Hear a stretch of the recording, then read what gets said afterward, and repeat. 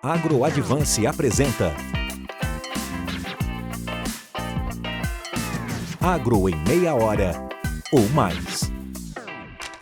Olá pessoal, sejam todos muito bem-vindos ao segundo episódio do nosso podcast Agro em Meia Hora ou Mais. Hoje estamos aqui com a presença ilustre do professor Pedro Yamamoto. Esse quadro aqui, ele trata a respeito aí de assuntos técnicos agronômicos de uma forma um pouco mais descontraída, temas atuais e relevantes para fazer parte aqui do nosso podcast da AgroAdvance, a maior escola do agronegócio. Eu sou Luiz Gustavo Mendes, aqui na AgroAdvance, também mais conhecido como guia, sou exalquiano, sou engenheiro agrônomo de formação com mestrado na área de engenharia de biosistemas e sou coordenador de produtos educacionais aqui na AgroAdvance. E hoje, de novo, como comentei, estamos aqui com a presença do professor Pedro Yamamoto. Pedro, que foi meu professor aqui na Exalc, tive a honra aí de ter aulas aí com o professor. E está aqui, o professor Pedro é referência, no assunto aí manejo integrado de pragas. Vamos falar um pouquinho mais aí sobre a sua trajetória profissional e abordar alguns assuntos a respeito dessa área para todos vocês. Professor, seja muito bem-vindo, muito obrigado aí por aceitar e estar participando aqui do nosso podcast. Professor, se o senhor puder falar um pouquinho sobre a sua vida acadêmica, quando que o senhor decidiu aí fazer agronomia e viu que era essa área aí de manejo integrado de pragas que fazia o coração do senhor cantar mais alto aí?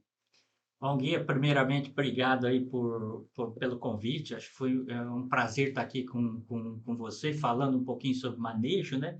Mas para falar um pouquinho da minha trajetória, né? Assim, eu acho que a agronomia caiu assim meio no colo, sabe? Sabe aquele negócio quando você está lá no segundo grau, lá, está pensando em fazer alguma coisa, e de repente você fala assim, pô, vou fazer agronomia. E foi mais ou menos isso que aconteceu comigo. Falei, vou fazer agronomia, aí decidi fazer agronomia, né? Aí eu comecei a caçar e pensar nos locais. Falar a verdade, Guia, eu nunca pensei em Exalc.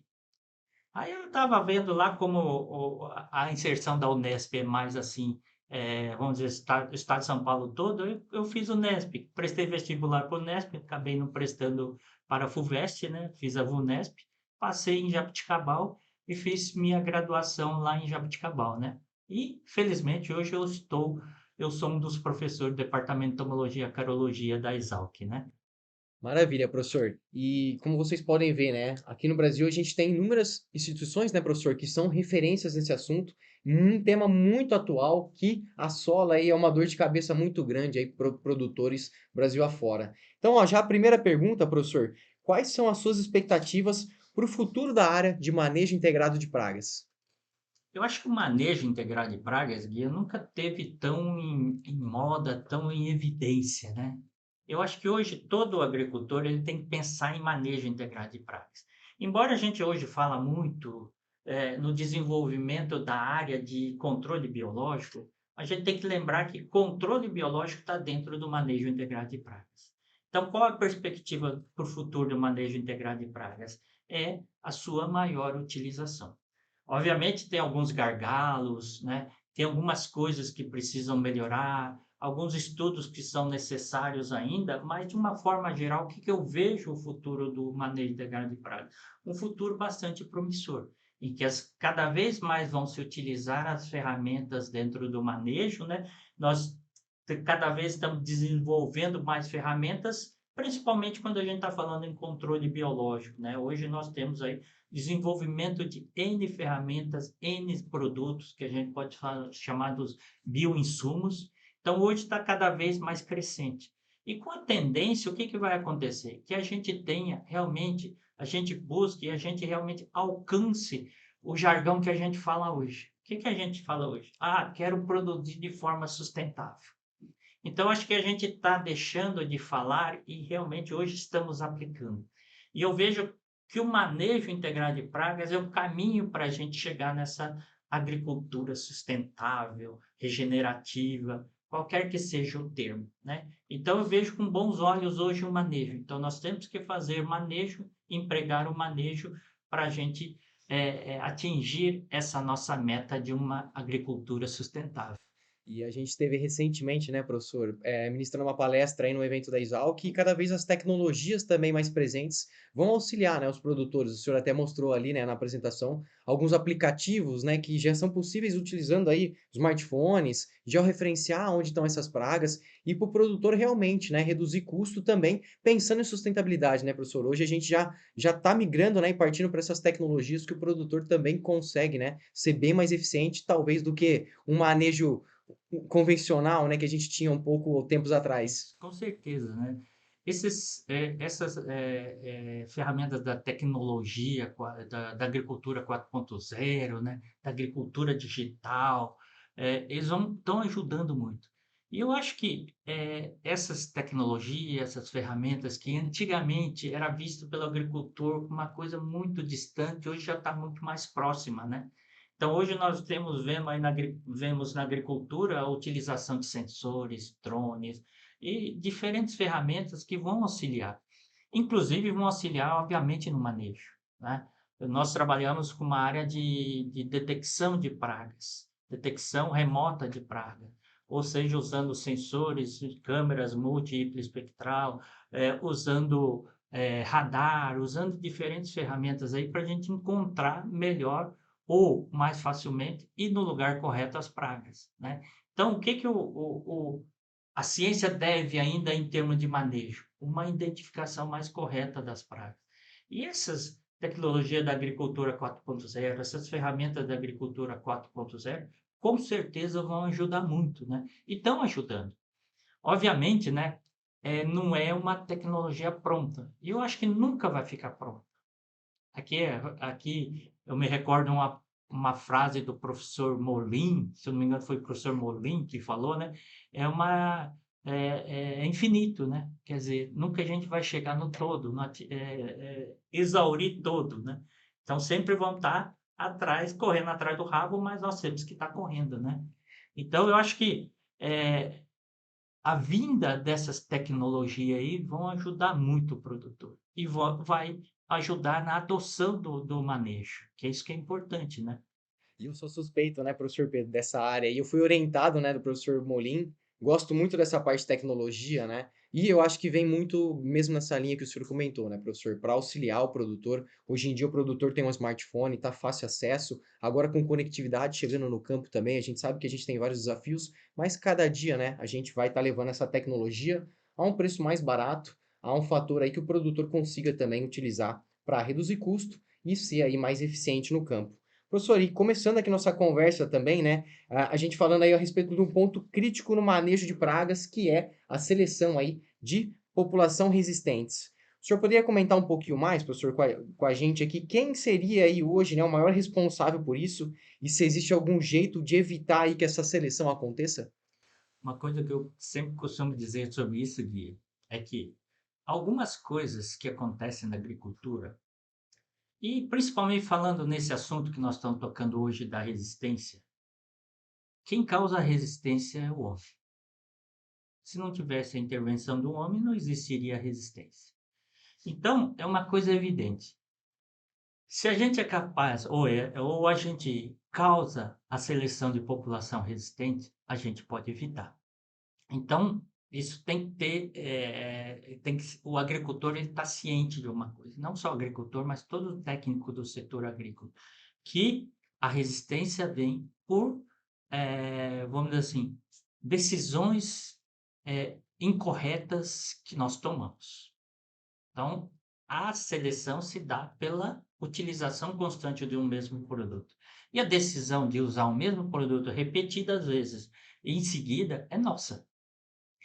Assim como nós podemos causar ou selecionar a população resistente, obviamente a gente vai conseguir também fazer mitigar esse risco.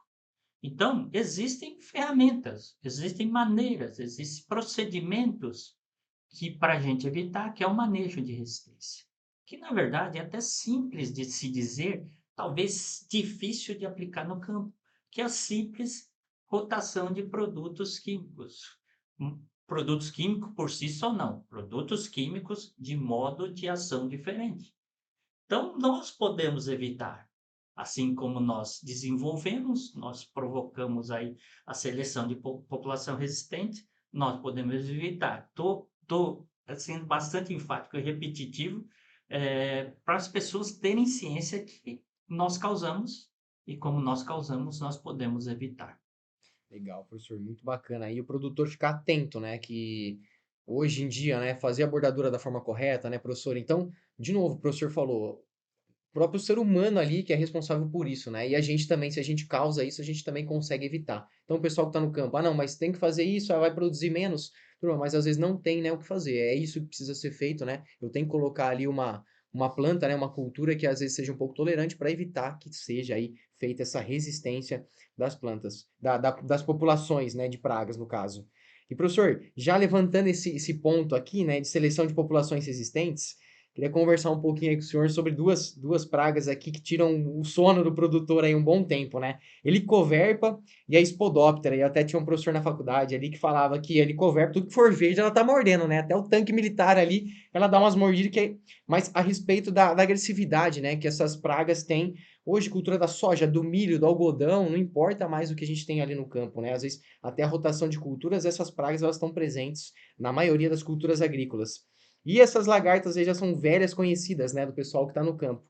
Mas sempre aí, né, vai ser fator de atenção. Muito difícil o controle, né, tem que fazer ali o manejo correto. O que o senhor recomendaria, professor, para evitar a seleção dessas populações?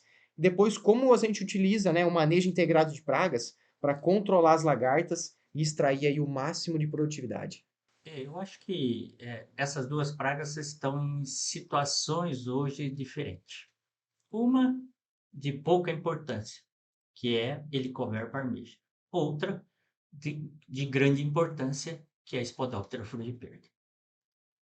E eu não sei, eu tenho uma ideia.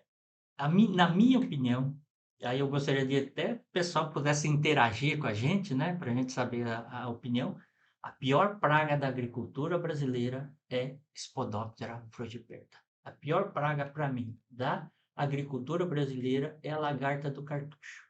Então, essas duas pragas hoje estão em situações diferentes. Uma continua e vai ser importante por muito tempo. Outra, apesar de todo aquele furor do momento que foi introduzido, hoje nós aprendemos a evitá-la, a manejá-la, nós aprendemos a manejá-la muito bem. Então, está sob controle. Então, são situações diferentes. Mas as duas têm muitos casos de resistência. Muitos, né? Vão ter mais, principalmente Spodoptera, que hoje continua sendo uma praga bastante importante da agricultura. E tem outra, né? Essas duas pragas, isso vai ser alvo da minha aula do dia 29, que são duas pragas de sistema de produção. Então, são pragas, não são pragas específicas mais de culturas, são pragas de sistema de produção. Então, aí o perigo dessas duas, principalmente Spodoptera, se hospeda em tudo, come tudo. Tá? Até na época que foi introduzida a Helicoverpa, falava que até comia caminhonete, né? Piada, mas que ela come de tudo, realmente, né? Tá? Mas o que leva à seleção de população resistente desses dois indivíduos? É o mesmo que nós já comentamos, a repetição, o uso contínuo, muitas vezes do mesmo produto. Então, nós vamos ter que fazer o quê? Manejo de resistência. No caso, as duas pragas, elas são alvo dos transgênicos.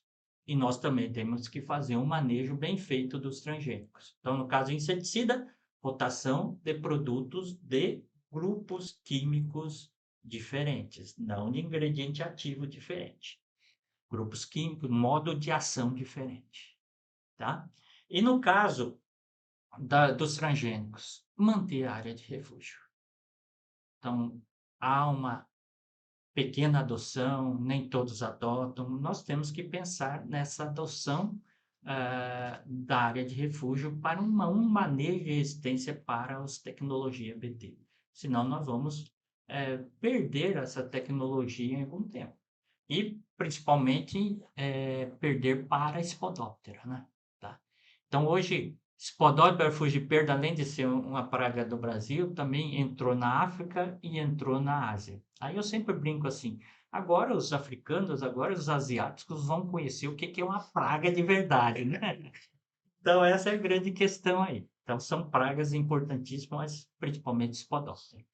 E você falou do manejo. Como o manejo vai ajudar nisso? O manejo ele tem um papel importante inclusive no manejo de resistência. O manejo integrado de pragas auxiliando também no manejo de resistência. Por quê? Usando diferentes ferramentas, a gente dilui a resistência, retarda a seleção de população resistente, usando, por exemplo, os biológicos, usando o controle comportamental, controle biológico, controle físico, cultural, etc. Então, a gente usando várias ferramentas, a gente atrasa essa seleção de população resistente, né? Então, na aula de hoje, eu vou falar especialmente, né, no dia 20 hoje, vou falar disso, como que a gente maneja a resistência, o manejo de resistência. E uma delas é a adoção do MIP, aplicar o MIP. Aplicando o MIP, você já vai diminuir a chance de seleção de população resistente. E vocês estão vendo, turma, que a gente está trazendo aqui os maiores especialistas na área, né, para trazer um conteúdo de ponta aqui para vocês. O professor também está muito atento aí, né, aos produtores, o que está acontecendo no campo, então sabe realmente, né, qual que é a dor aí que está apertando o calo deles, né, professor? E a Spodoptera, então, aqui, esse é praga, praga com P maiúsculo, né, professor? Essa para mim, Professor, só para voltar a frisar aqui, né? O senhor falou ali de recomendação para restabelecer aí a suscetibilidade de populações. Então, seria a área de refúgio, professor? E já emendando a outra aqui também, o que poderia ser feito após a gente ter aí essas populações resistentes selecionadas na área? Quando você tem a população resistente, uma coisa que você tem que fazer de imediato é deixar de exercer a pressão de seleção. Então, se é um inseticida que tem problema de resistência, deixa de usá-lo. E aí a gente tem que ter um conhecimento um pouquinho maior sobre se não existe resistência cruzada de outros produtos com esse. Então, às vezes, a gente tem que deixar de usar, não deixar de usar somente um inseticida, mas muitas vezes todos os inseticidas daquele grupo, daquele modo de ação. Então, a gente tem que tomar cuidado em relação a isso, saber muito bem como que é a resistência, tá?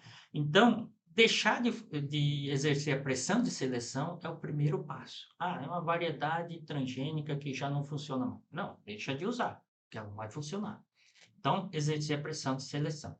Aí, para restabelecer a suscetibilidade, aí existem todas as ferramentas possíveis, desde a aplicação do MIP, tá?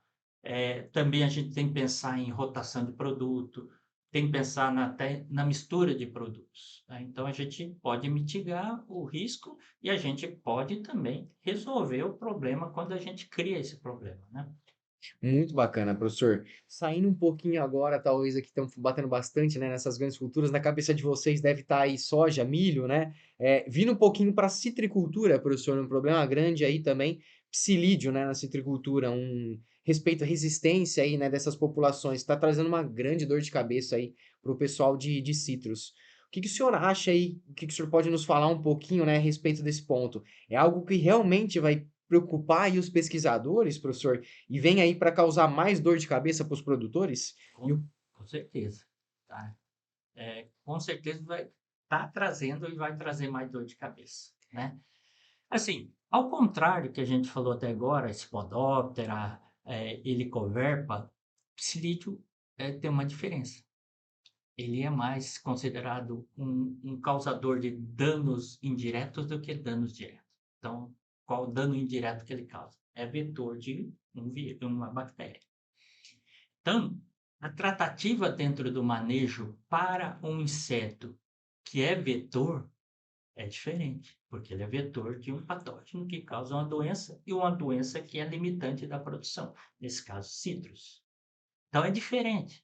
Então, dentro do MIP, para dois tipos de pragas, que são vetores, e praga que causa danos cosméticos, geralmente o quê? A tolerância à ocorrência desse inseto no campo é muito pequena.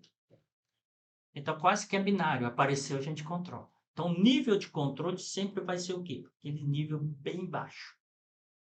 Tá? Então, esse é um grande problema. Então, dentro do psilídeo, tem outra problemática, né? Para alguns alvos, como as lagartas que a gente falou, o número de produtos registrados, produtos ainda que mantêm eficácia, é grande. Ou é maior, né? Não vamos dizer grande, né? É maior. No caso do psilídeo, nós temos poucos produtos e do ranqueamento desses produtos, alguns são de mediano para cima e a maioria de mediano para baixo. Perdendo produtos por cada residência, o que vai acontecer? Nós vamos perder essas opções de controle. Então, o que está acontecendo? Nós estamos com cada vez menos bons produtos para uso no controle do psilídeo. Com menos produtos eficientes no controle do psilídeo, o que vai acontecer? Transmissão da doença. Ou transmissão da doença, do patógeno que causa a doença. Tá? Então, a problemática é muito mais séria por ser um inseto vetor. Né? Então, citrus, ele está bastante complicado, por quê? Porque a incidência da doença está aumentando. A incidência do inseto vetor, do psilídeo, está aumentando. Cada ano que passa, temos mais psilídeo. Por que temos mais psilídeo? Porque os produtos não estão funcionando. Só esse fator? Esse é um dos fatores, mas deve ter outros fatores que fazem com que esteja aumentando a população desse inseto vetor. Né? Então, com mais psilídeo, com mais inóculo, qual o resultado futuro? Mais plantas doentes. Então, isso parece que a gente está chegando naquele ponto que a bola de neve já começou a rolar mais rápido. Já está rolando mais rápido. Então, qual o futuro?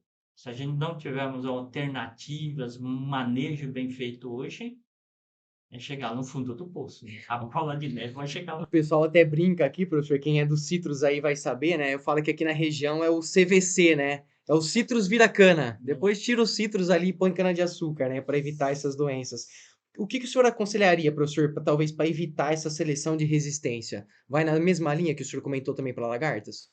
Da mesma linha, mas aqui nós temos que pensar rotação de produto essencial. Há uma corrente, os pesquisadores hoje estão recomendando o quê? Hoje praticamente nós temos resistência comprovada para piretroides, neonicotinoide e organofosforados. Então, qual que é o que nós temos que fazer emergencialmente? Deixar de usar esses produtos. O piretroide X é que deu resistência. O que nós vamos fazer? Eliminar, deixar de usar todos. O neonicotinoide X, nós vamos deixar de usar todos. O organofosforado X, vou deixar de usar todos. Pô, mas aí eu perdi toda a opção.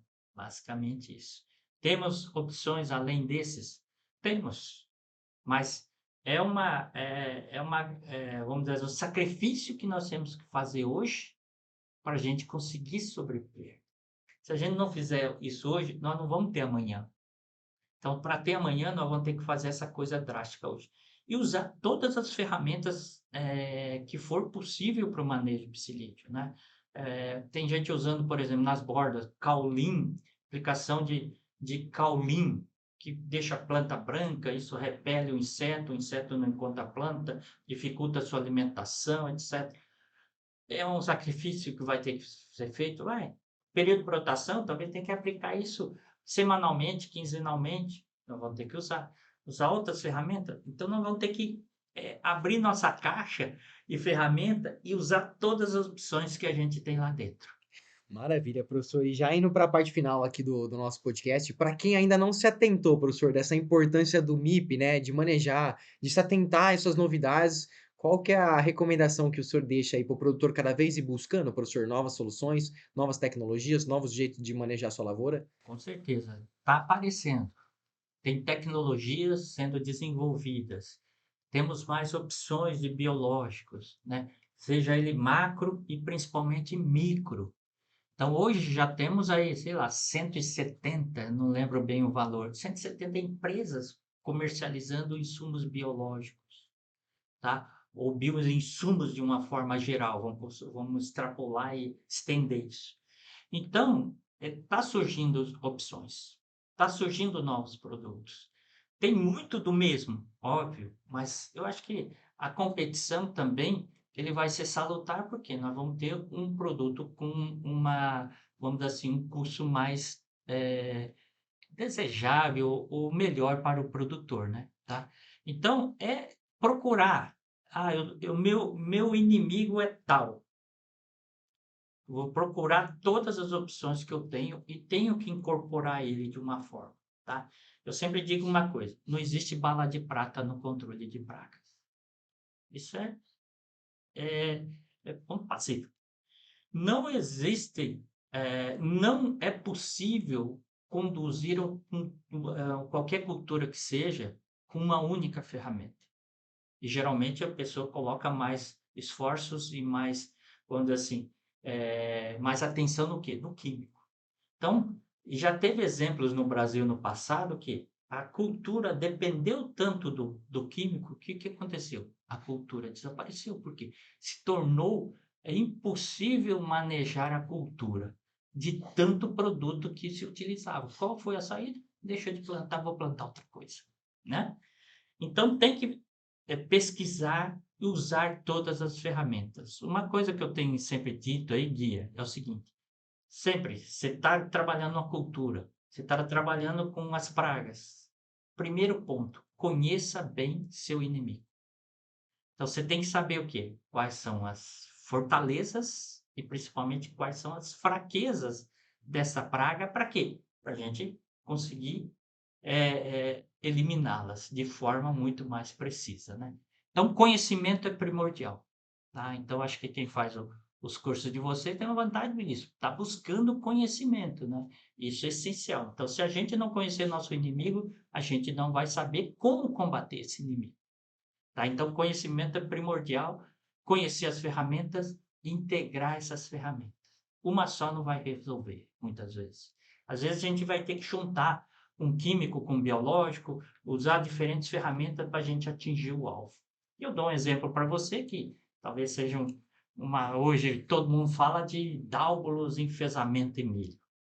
A solução vem com o quê? Com a junção de um químico com um biológico. O químico muitas vezes sozinho não dá conta, o biológico não vai dar conta sozinho, e junção das duas é que vamos dar, que vai trazer um benefício, né? Tá? Então, isso que eu recomendo. Pensar em manejo, pensar nas ferramentas, conhecer o inimigo, integrar todas essas ferramentas para a gente debelar a população desse nosso inimigo. Maravilha, professor. Até finalizando aqui vamos lá citar um Sun Tzu aqui, professor, Arte da Guerra, né? Conhecer aí o nosso inimigo para saber o que a gente tem na nossa caixa de ferramentas para conseguir aí controlar, né? Para conseguir mitigar. Vocês estão vendo, né? Esse acho que é o intuito, né? Também do podcast, de trazer muito conteúdo, né, professor? Relevante para vocês que estão ouvindo aí, para vocês que estão no dia a dia, no campo, né? Encontrando novas pragas, encontrando pragas resistentes, para saber aí qual decisão tomar para conseguir reduzir custo e aumentar a produtividade. Então falamos acho que nesse podcast aqui, né, resistência de lagartas, entramos um pouquinho em citricultura falando de psilídeo, manejo integrado de pragas, né, assunto que o professor domina muito bem aqui, o professor bateu bastante na Spodoptera também para a gente ficar atento, né, uma das principais pragas aí do agronegócio. E professor, se o senhor quiser aqui já encerrando o nosso podcast, mandar um abração pro pessoal que está ouvindo a gente aqui no podcast, fica à vontade, depois eu já vou partir aqui para o encerramento. Bom, pessoal, eu acho que foi uma conversa bastante interessante, né? Muitas vezes meia hora é pouco tempo para a gente conseguir abordar tudo, né? Mas eu espero que todos aí tenham gostado. Eu fico à disposição para qualquer dúvida, qualquer questionamento, tá? Fico lá na Exalc e estamos lá à disposição de todos. Obrigado aí, Guia. Maravilha, professor. Queria agradecer o senhor novamente aí em nome da AgroAdvance Brasil, essa participação e esse bate-papo muito interessante. Eu sou o Luiz Gustavo, mais conhecido como Guia, e esse foi mais um episódio do nosso podcast Agro em Meia Hora ou mais, igual o professor aqui bem comentou. Grande abraço. Agro em Meia Hora ou mais.